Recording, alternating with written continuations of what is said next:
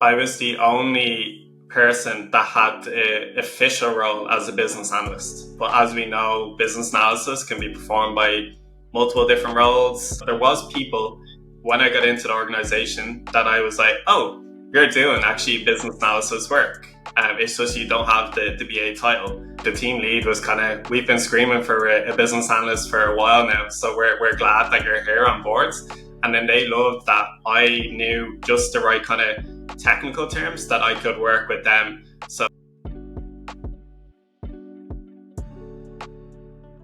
welcome to the Inside Business Analysis podcast. I'm your host, Tanner Jacobs, and today I am joined with James Dean. James, how are you doing today? I'm good, Tando. How are you?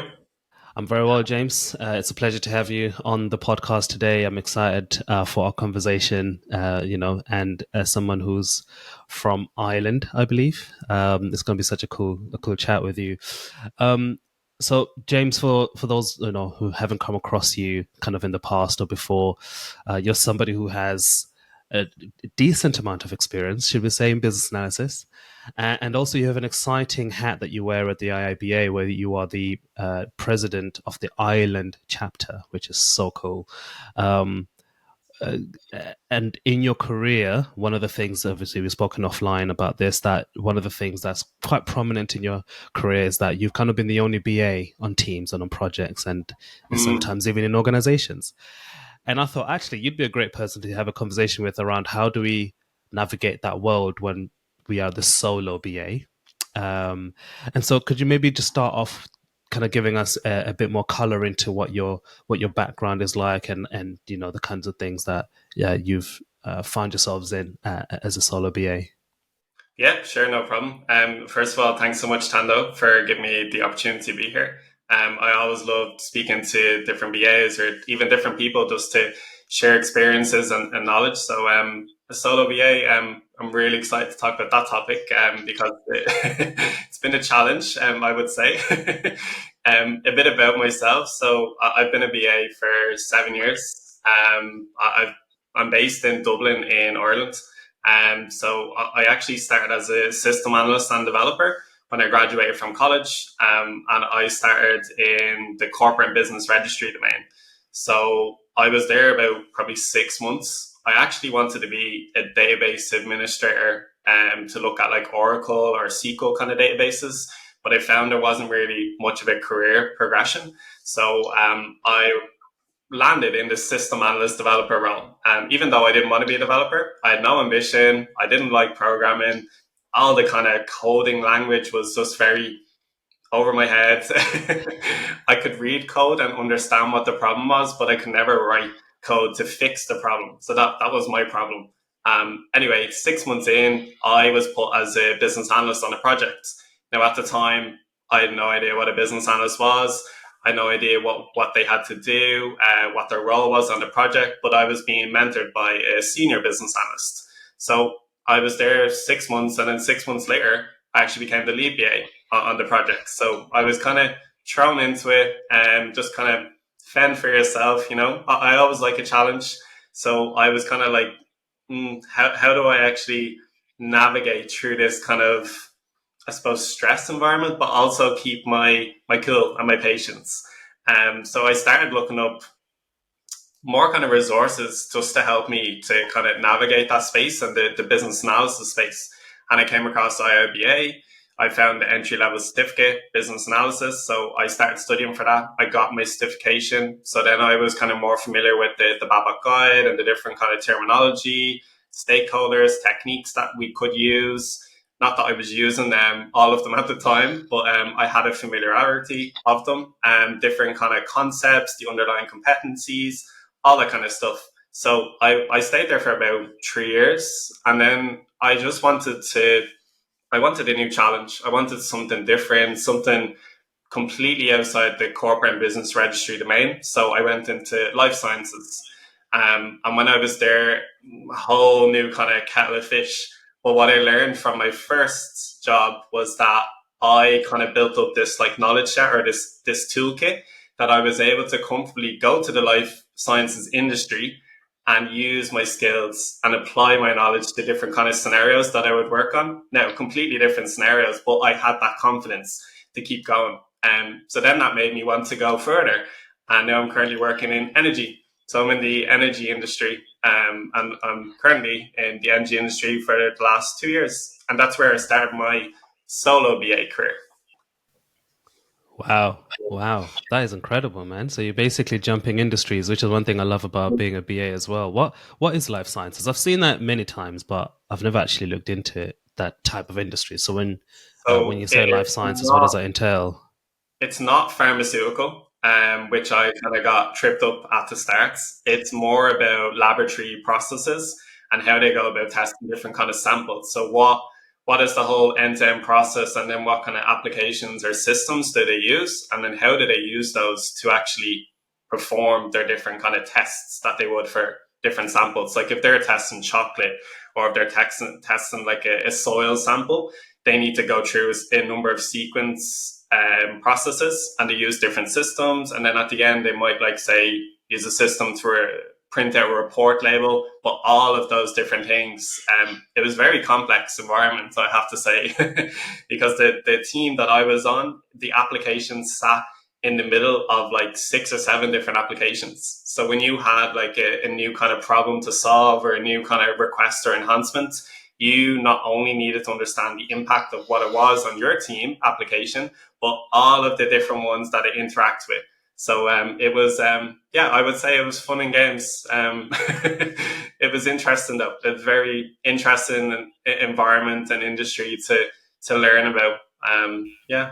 Yeah, yeah, sounds like a cool place. Sounds like a cool place to be. So you mentioned that the energy company is kind of where you fully fledged were thrown into the deep end as a solo business analyst. Mhm. Um, and when we say solo BA here, just for clarity, are we saying you were the only business analyst in the company, or in the department, or on a specific project? So I was the only person that had an official role as a business analyst. But as we know, business analysis can be performed by multiple different roles, like product owners, project managers, system architects, solution architects, all those different kind of roles. That there was people when I got into the organization that I was like, oh, you're doing actually business analysis work. It's just you don't have the BA title.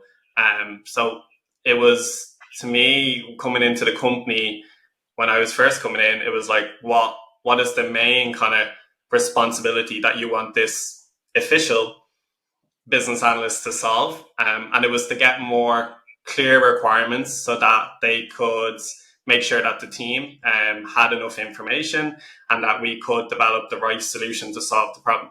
So that was kind of my initial role when I came in. Got you. Makes sense. Yeah, and so, what was that like when you found out then that you were being brought in as the first official business analyst onto the company? I mean that for some people might be like, yeah, that sounds an exciting challenge. Other people were like, that sounds super scary. I'm not doing that. You know, where were you on that spectrum? Oh, definitely.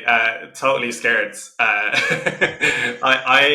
love a challenge, and I love taking new like risks and kind of throw myself in the deep end. But at the same time, I'm like, oh, you always have that kind of imposter syndrome, or you doubt yourself. But I looked back. Well, I basically had to take a step back and do my own kind of self reflection. I'm like, James, you've worked in 2 different industries already. You have the skill set, you have the knowledge, you have the experience. They're not looking for like a person that has 15 or 20 years experience to be able to do all of this. You're going in and you've basically sold to them in the interview, this is what I can do. So it's kind of like it's already been put to you that you can do the role, otherwise you wouldn't get hired, right? Now, getting the role and doing the role is completely different. So even going in, I was like, okay, I don't have any kind of other official business analysts to kind of feed ideas off, or to check kind of requirements or to ask questions. But it was me, like, I'm always trying to see how I can adapt to my approach. So I'm like, okay, I don't have a business analyst, but I do have a business analyst community. So outside of work, I was like, I have the IIBA community. I have different BAs that I network with.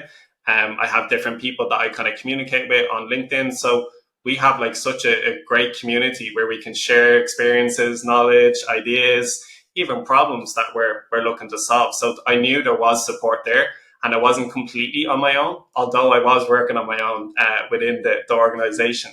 And then as you start working as a solo BA, you're learning the different people that work there. You're learning about the business. You're learning about the systems, the processes, and you're building that relationship with the people that you work with. So you can ask those questions to those people. And I would say, like, don't ever feel that you can't ask a question, or that there's a silly question, or oh, I should know this because let's say you're working there 2 years. You should never have that kind of attitude, because if you do, you're going to end up just taking kind of what the person says and using that to create your requirements. And that's not what business analysts do. We're supposed to be like asking the right questions to the right people at the right time to get the right information, to do our analysis, and then define the requirements. So that's what we're trying to do. So I would say although I was the only official business analyst with that title, I had a lot of support from outside and eventually within the organization as I got to know kind of different people. Yeah. And a couple of things you touched on there. I think the first one I definitely want to point out is how powerful it is to work with people who, fair enough, they didn't have the job title business analyst, but they understand the concepts of business analysis, because it actually helps you to hit the ground running much faster, doesn't it? You don't have to then explain what's a process model, what's a requirement document, and all these things. You kind of say, right, fair enough, I'm taking this on officially. It's now officially kind of I'm the one who's held responsible for delivering these things on this work. But the team already understand like these things. So if I'm presenting them to them, that makes my role easy. And that probably put you at a little bit of ease without having to feel like you're being brought in as a BA and nobody even understands or knows what business analysis is, right? Oh yeah, absolutely. And like the team lead was kind of, we've been screaming for a business analyst for a while now. So we're glad that you're here on board. And then they loved that I knew just the right kind of technical terms that I could work with them. So I always say, like, you don't need to be too technical as a BA, but if you have a good understanding of, like, say, the database, or even like APIs, or even being able to query data within a database, it makes it so much easier to be able to do additional things on top of your role to help the team. So my first approach was like going in, and we were using like an agile environments. So we were using user stories and features, and I was told kind of like, oh, kind of what would be your approach to work with the team? And I said, well, I need to see what way the team works first, because there's no point me taking let's say what I did in the life sciences industry and saying, right, we're going to do it this way, because that's not how it's going to build up like a good kind of relationship with the team. And it probably won't fit the team culture. So I kind of spend some time talking to different team members to say, okay, this is how you work and what do you expect from me? Like, kind of, because sometimes you need to provide more kind of details in terms of requirements. Sometimes if you're working with a senior developer, they're like, oh, you don't need to tell me that, that's fine. But then the QA is like, oh no, but I do need to know that to test. So you're trying to find like a middle ground to find a common ground between everyone, that they have the right information. So that was my kind of goal when I first went in, start looking at the team and the different processes to see, okay, when we're using user stories, what kind of format are we using? And when we're using features, like, how are we defining our business requirements? How are we identifying our stakeholders? All those different things. And then eventually, I found where kind of improvements could be made within the team, but also the organization or different kind of processes. Yeah, got you. So effectively, what you're saying there is, if you're a solo business analyst, to be fair, this applies even if you're not. But if you're a solo business analyst, for definite, first understand the lay of the land, what everyone's doing, what the cadence of the team has been prior to you coming in, and then figure out what's the best approach to business analysis that works for the team, and then understand, from all the key players in the team, what do they need from you, what do they expect from you in order to move this forward. Are there any other kind of tips that you may share, especially looking back, maybe when you first started, things that you probably weren't aware of, things that you may have done wrong, that looking back now after 2 years, you're like, oh yeah, I learned this the hard way. This would be my one tip to somebody in this position. Yeah, I would say also try to make some sort of plan. plan and prioritize your work constantly, because when I was the solo business analyst, when I got my first, let's say, project or problem to solve, they liked the way I worked. And then I got two or three more projects at the same time. So I was used to kind of being across multiple projects, but multiple in the sense of two at a time, because I could do 50-50 or I could do 100% commitments. When you throw another project like three or four into the mix, you're kind of like, whoa, it's very overwhelming.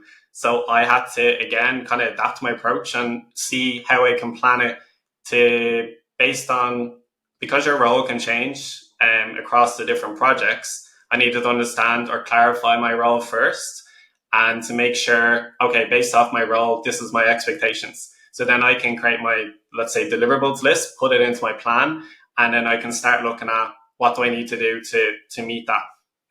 Now that worked in some aspects, but when sometimes it was like, oh, you're going to be kind of, let's say, 20% on this project. 20% for me was hard to justify. What does that mean? Because if I'm, like, say, scheduling elicitation sessions with a group of stakeholders and we have a 3-hour workshop, I'm like, is that my 20% done? And now I'm like, oh, sorry guys, I'm going to another project. Like, it just doesn't build a good relationship and a good rapport. So I was like, not really sure how this should work. So I had to kind of guide people in the business to not only what a business analyst should do, but also how we should plan or effectively plan the time commitments. Because sometimes a business analyst role is looked at, oh, we just document them and then hand them to the development team and away we go. And I mean, like, if our job was that easy, like, I'd have so much less stress and we'd be stuck in diesel. But unfortunately, it's not. So it was constant trying to, especially being the official business analyst, trying to not overstep on people's toes, but also trying to work with them in the best way possible so that we could plan and guide the business analysis kind of aspect of the project, and to see what parts they wanted to fit in. Because I was told, for example, oh, we want to get requirements for this project. And I always start from the start. So I'm like, okay, but what's the business need? You know, like, has that been defined? Like, the why, or the problem or opportunity, has that actually been defined? The answer was no. Then I'm like, okay, well, we need the business requirements first. Then when we have that, have we identified who's impacted by this problem or opportunity, or who needs to be involved? No. Okay, well, we need to do some stakeholder analysis and we need to identify our stakeholders, because we need to understand, how do we define the scope? Because if the scope is not defined, or even if the scope is defined, we now need to work backwards and see, okay, based on this scope and my now stakeholder analysis, like, is there a gap? Is there someone I should be including? Or is there someone whose goals or expectations should be taken into consideration? So all of that is involved in the planning. So it was a lot of kind of guiding and kind of adapting to changes quickly through. Love that, man. Love that so much that you shared there. And on the topic of, like, you're the official BA now, people are coming to you saying, do this, do this, do this, everything's now coming your way. I mean, first of all, great. That's great, because it shows that you're actually doing something right. If people want to work with you, you're doing something right. So kudos to you for that success. But how do you, or how would you advise somebody in that position who is kind of being pulled left, right, and center? And let's be honest, I probably wager that a good percentage of that is not related to business analysis. It might be other tasks that aren't necessarily business analysis work. How do you, what advice would you have to handle that sort of situation, and how do we successfully kind of say, demark that, kind of like, okay, this is what I'll take on, but that's not for me. I think you should, give this to, say, another, whatever the job title is, because that's not technically, what I'm able to do. Not because I don't want to, but just because I've got all of these other things that I do need to do, that I'm the only one who's going to be doing them. So how would you, what advice would you have for that? Yeah, great question. I think for me, it's transparency and open communication are the two key things. So being transparent on, again, what your role is within the organization or within a project, And then if there are, like, let's say, conflicting priorities or multiple projects that you're being assigned at once, and it's you just don't see that it's feasible, have that communication with your manager, your line manager, whoever you report to. A lot of the time when I started in the business, I was getting requests left, right, and center, Teams messages, emails, not phone calls, thankfully, but all from all different places, from different people. And it was because they had seen the way that I work, but also it had kind of been, oh, James has come in to kind of solve your problems. And I kind of was like, in a way, I have a little bit responsibility or a little bit kind of authority to say, I don't have authority to say what problems I can solve, but when I'm on your problem, I will help it. I will look at a solution, I will do my analysis. But because so many people expected you to solve their problems, it just wasn't feasible. So I actually had to create this kind of process within one of the teams. They were a network operations center team. So they basically monitor kind of different sites and the operations of different customers. So they do a lot of different processes. And I was kind of appointed as their point of contact for any for kind of triaging their problems and prioritizing them, but making sure we're getting the right information and then looking at kind of proposed solution options that would solve the problem to then take it back to the development team and then triage with them.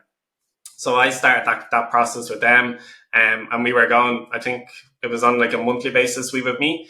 We would go through, okay, what are your top 3 problems? And then I would take that and focus on those. And then I would bring it back to the team and we would say, right, okay, this could be a quick win, or this would have to be planned for, I don't know, 4 weeks time, because it's going to take a bit more time to kind of analyze and develop.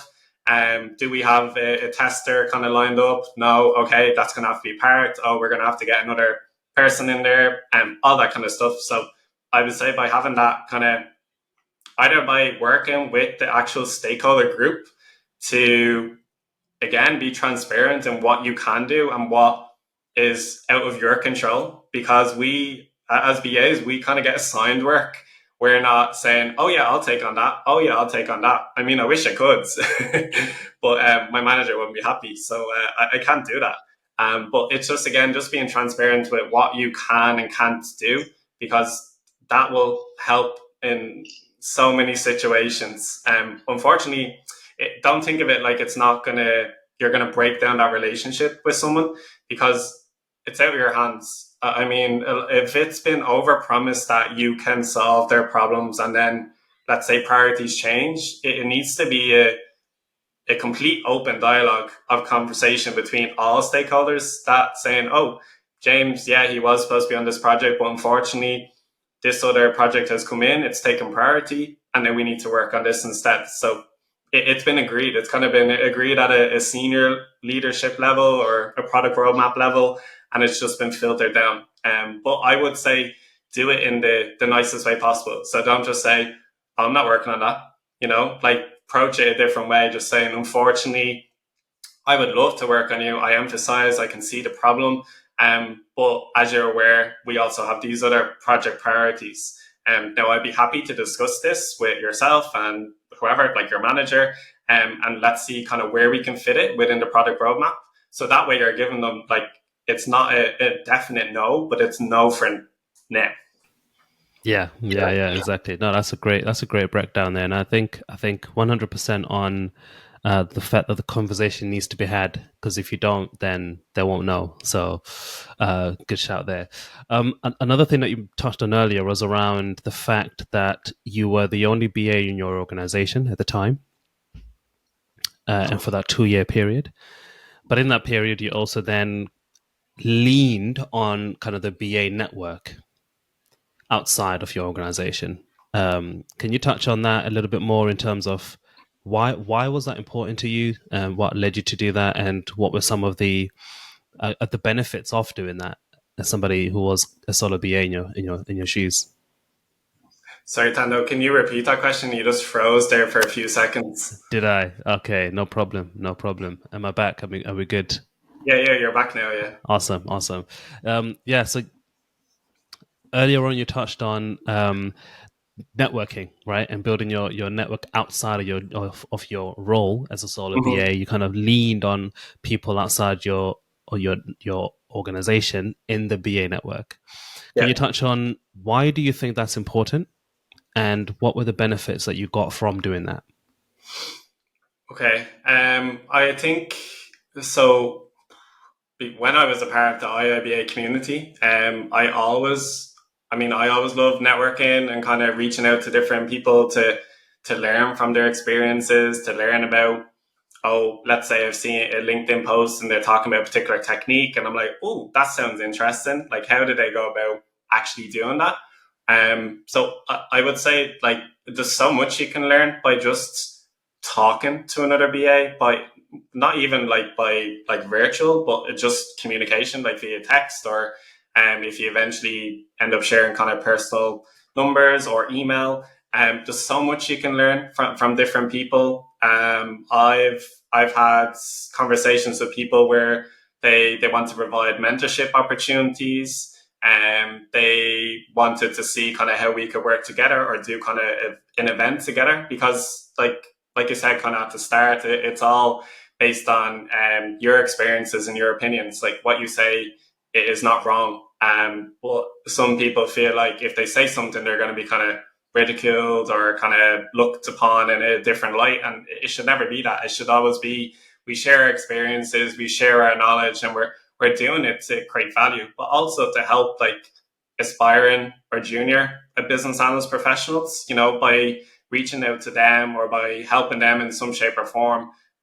We're basically training the next generation of business analysts within the community. So there's so much you can learn, like skills you can learn. There's different kind of forums or different groups, like IBR Ireland's group. We're always looking to see how we can kind of increase awareness of business analysis, increase engagement within the community, and enhance the support for business analyst professionals. No matter if you're junior, aspiring, or a senior, or kind of experienced, we want to be able to provide that kind of guidance for everyone within the community, especially now with the kind of hot topic of the future of business analysis and what does it mean with like AI and big data and all this kind of key kind of trends coming into place. We want to be able to train or plan to train the future of BAs so that they can use, not only know how to apply a technique, but how they can apply themselves in different scenarios and different situations. It's also a great way to kind of share your success stories or share your kind of problems within a safe environment. So I know at the start, when I was kind of looking into business analysis and the business analyst role, there's so many different kind of articles out there on LinkedIn, on like on the internet, and you have YouTube videos, you have different people saying different things, and it's very kind of like, whoa, it's a lot of information. But if you kind of just strip it back to the basics of kind of what you need to know, then it makes it easier to say, okay, yeah, I can actually do that role, or I know kind of where to start. So by having that network, it's just a support, to have that support and have that constant, like, you're not failing, you're doing a good job. I always say there's no such thing as perfect requirements. When I started as a business analyst, I always tried to be a perfectionist. I always tried to get everything right. I'm like, oh, does that make sense? Or does that? And it's like, the more you work through your career, to me, it's more about working with people.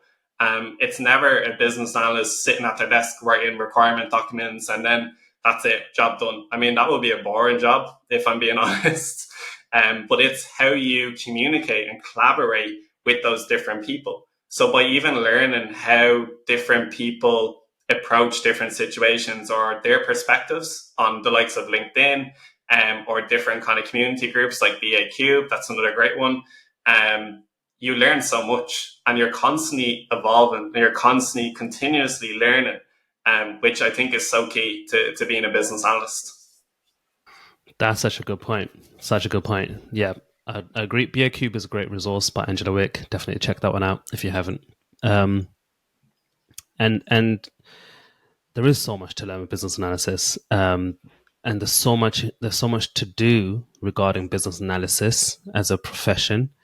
And I think one of the powerful things that I found, James, with like reaching out to other BAs Mm. in network and stuff, is that you can watch all the YouTube videos and read all the articles and even buy the books and go through the books, but like all of them kind of understandably give you everything that you need to know, but there's almost still that interpretation that's required to say, right, what's going to actually fit with what I'm doing, Yeah. what's going to work with what I'm doing, and and and typically I find as well that, like, with, for example, some of these textbooks, they write it from a in an ideal scenario. This is how you would approach it, and this is how you would do this activity or technique. But then you get to a situation where you're like, well, mine doesn't quite fit all the boxes that's mentioned here, so I'm not 100% sure if use cases would work, for example. And so that networking and leaning on somebody else really helps. And if you're a solo BA, then you kind of got nothing to lose by building up your network. Um, Absolutely, and I think it gives you the ability to, like, if you're like, so there's so many different techniques we can use as a business analysis profession, but I think a lot of people think we have to use one technique at a time, or in that situation we can only use, like you said, use cases, or we can use context diagrams. But I've seen recently, and that's actually a course that I did at the start of the year, where you can do a combination of techniques. And oh my God, it's such an eye opener. Like, it's like, oh my God, I never knew I could do that, or was allowed to do that. Because I think as well, when you're going through your BA career journey, you might be afraid to do something wrong. Like, if you, let's say, don't use the right terminology when you're creating a process flow diagram, or you don't use the right shapes.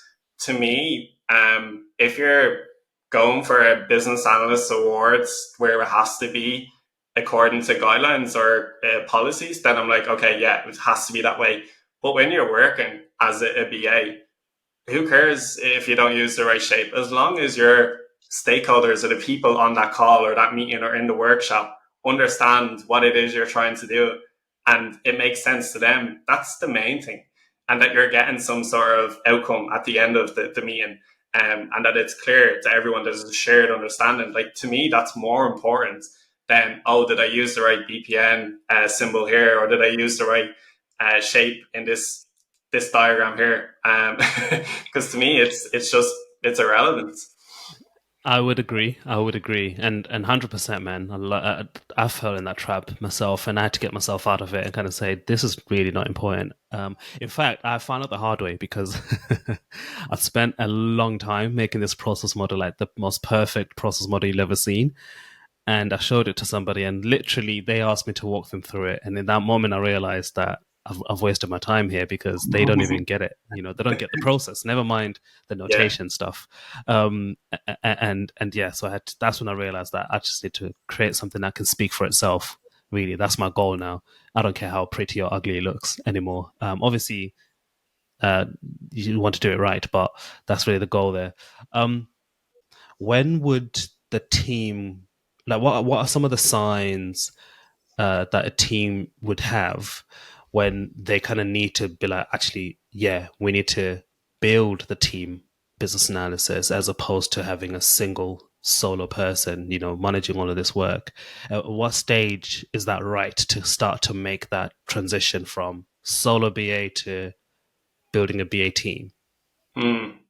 Yeah, I think that's a great question. I would say personally, from working as a solo BA for nearly 2 years, the first point is if there's multiple complex projects that the solo BA is being assigned, and there's clearly not enough bandwidth there or capacity to work across them. Not necessarily we need another business analyst, like, let's say, official role title, but we do need someone who knows business analysis and can actually apply the skill set to that. Because I said it like multiple times when I've been assigned different kind of projects that, hey, okay, we can't get another business analyst, but we do need someone who understands business analysis. Not a technical person that will look at the solution and the system and all the kind of technical stuff, but someone that will actually kind of look at the business side of things. So make sure, okay, what is the actual business problem? What is the problem or opportunity we're trying to solve? How does that align back to the strategic goals of the organization? Because that's really key. Because if we can't understand that, then how do we know it's going to bring value? Who are the stakeholders? All of that, like, the kind of strategic analysis stuff that needs to be defined at the start of a project. And if we don't have that person, or a person who can do that skill set, then I would say that's one opportunity where we could start to build the BA team. Also, as the organization grows, we're getting more people. More people mean more processes. More processes mean maybe more products or systems. We do need to have that BA team to support the different, like, departments or stakeholder groups. So you could have like a particular, let's say, a dedicated business analyst to the network operations center team, but then also finance, they want their own, and also sales, and also this person. So if that's becoming, you're kind of like being pulled left, right, and center, that would say that would be a real key opportunity for the business. And then in general, I would say, because a business analyst can be roped into kind of, let's say, developing new things for the business, like products or services, or the likes of in the energy industry, energy markets, like trying to see how we can get into a new energy market. They're also looking at support things, so like business as usual tasks. So how do we fix this problem on our current system here? Oh, we have a problem with this process here. So it's like supports. It's like support versus new kind of stuff that we're trying to develop. If there is too much requests coming in from either support or from the new kind of development parts, then that would also be, I would say, a great opportunity to start building up the BA function. Because then you can start kind of contracting the BAs out to the different, either the problems or the teams or the different kind of products, but whatever the way that the organization is structured, so that you're then kind of sharing the workloads across the BA team, rather than that poor one solo BA trying to figure out how do we do it all. Yeah, of course. Of course. Yeah. 100%. Yeah, that's good insight. Good insight. A final question, James, for you is, looking back over the last 2 years of your experience as a solo BA on a project, what would you say have been some of the things that you've loved about this journey? Ooh, I would say the first thing is the challenge, just the challenge itself. So because I've never worked as a solo BA before, that was a complete challenge to me. So I'm actually proud of myself for how I kind of handled that situation. Looking back from when I started, completely nervous, and I was like, oh, again, kind of like, can I do this? Like, was it really the right opportunity for me, or should I have taken this leap? But now looking back, I'm like, no, it actually was. It was an amazing opportunity. The second thing I would say, working on complex projects. So within the energy industry, it's not just I would say normal kind of processes and systems. We're also looking at AI, machine learning, and I'm working with the data science team, for example. So trying to understand how, not only how do they work, but how do their processes feed into the end goal or the end outcome we're trying to deliver as a solution. And that has been really, really interesting. And just learning about energy in itself, because the energy industry is so complex, but by taking that complexity and breaking it down into simple terms, like some of the feedback that I got when I was working on certain projects was like, I know you make it easy to understand, because it would start from a technical, let's say, a sentence, and I'd be given it, and then I'd be like, well, what's that mean? Like, how does that impact the business, and who is the stakeholder or stakeholders who are actually impacted? So by having that confidence to break down technical complexity has really been, I suppose it excites me. And because I'm like, oh, here's another technical problem. Like, I love getting in there and like, oh, how do we actually get back to the business result, and how does that actually impact the business, and then what's the value, and how do we measure success, and all those kind of cool things. So that's I'd say those are the two main key things I would say that has really been something I've really enjoyed or loved as being a solo BA, and working with different people as well. Different people, constantly learning different processes, different systems. By having those people and by creating a good relationship, like building that working relationship up, it allows you to then like seek answers to questions, even if they're not on your project in the future. Like I have a great relationship with the solution architects in the team, amongst other people, so I can kind of feed off them now if I'm like, oh hey, we have a question about I don't know, say there's a process called bidding, and I'm like, what way does it work in the UK? And then they could like, oh yeah, it works this way. I'm like, right, I'm on like a US project, so I'm trying to figure out how does it work there, or where the similarities are. So you're kind of doing like current state analysis, but you have that then the support of the different people that you've worked with by building those relationships. I love that, love that. And to your point, James, massive